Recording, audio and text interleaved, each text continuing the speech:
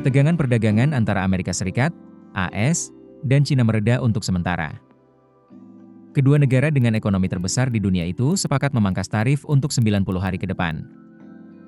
AS dan Cina sepakat menurunkan tarif impor melalui negosiasi intensif yang digelar di Jenewa, Swiss, Sabtu 10 Mei dan Minggu 11 Mei lalu. Dalam kesepakatan itu, AS menyetujui penurunan tarif produk impor dari Cina dari 145% menjadi 30%. Sedang Tiongkok menurunkan tarif berbagai produk asal AS menjadi 10% dari 125%.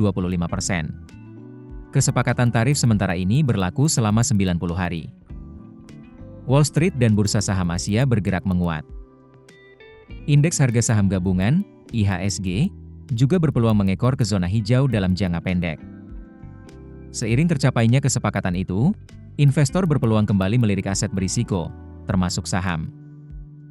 Sayang, arus dana asing belum tentu mengalir masuk ke bursa dalam negeri. Berkaca dari Perang Dagang 2018 hingga 2019, gencatan senjata 90 hari juga sempat terjadi, tapi akhirnya tak memberi hasil konkret. Kepala Riset Kiwom Sekuritas, Liza Camelia Suryanata mengatakan, kesepakatan AS dan Cina justru bisa membuat arus keluar dana asing dari pasar saham Indonesia semakin besar. Pasalnya, IHSG berpotensi kalah bersaing dengan pasar saham Cina dan AS, yang telah lebih dulu merespons positif sentimen perdamaian dagang. Goldman Sachs bahkan menaikkan proyeksi pertumbuhan ekonomi AS kuartal 4 2025 menjadi 1%. Lalu Morgan Stanley mencatat kenaikan posisi bullish hedge funds pada saham Cina. Alih-alih mengharapkan asing berbalik net buy, bisa saja kenyataannya malah terjadi realokasi dana asing menuju pasar modal di AS dan Cina.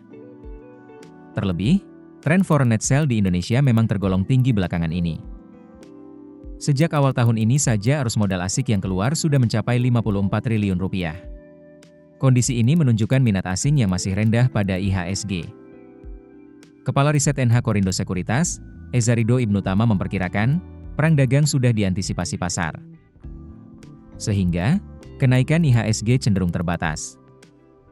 Menurutnya, IHSG berpotensi menguat hingga menyentuh resistance 7.000 pada Rabu 14 Mei 2025. Kendati begitu, ia tidak meyakini level ini akan bertahan lama. Pasalnya, fundamental perekonomian Indonesia tergolong lemah saat ini. Pertumbuhan produk domestik bruto, PDB, kuartal I 2025 hanya mencapai 4,87% secara tahunan, year-on-year, jauh di bawah ekspektasi, bahkan sebelum Trump mengumumkan tarif global pada 2 April 2025. Ini mengindikasikan bahwa pertumbuhan ekonomi kemungkinan akan melambat lebih lanjut pada kuartal 2 2025, yang diprediksi berada di kisaran 4,68 hingga 4,83% year-on-year.